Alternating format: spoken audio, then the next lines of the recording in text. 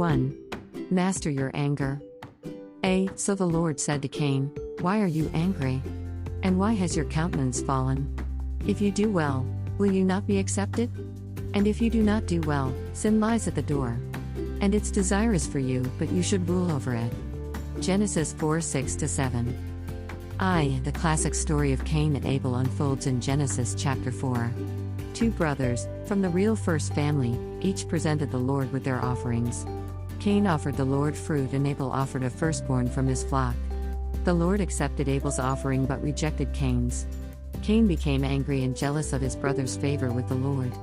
Today's verses give us insight as to how the Lord responded to Cain's anger. In essence, he warned Cain to be careful because sin was lying in wait for him.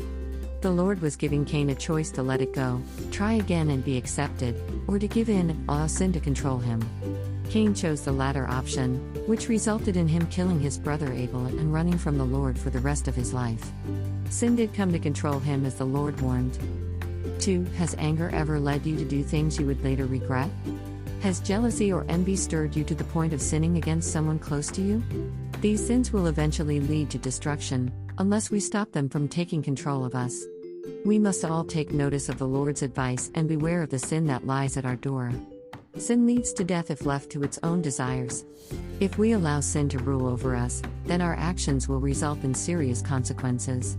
The Lord gives us this warning as a reminder that we should rule over it.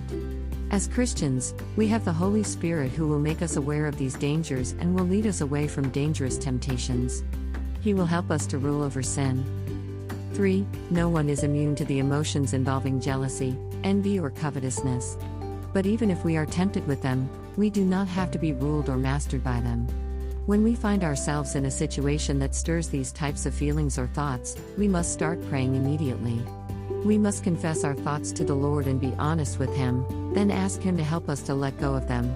When we turn those things over to the Lord, He will give us the strength through His Spirit to turn the tables and rule over them. Left on its own, sin destroys. Do not give in to its desires. Listen to the Lord and let Him be your master.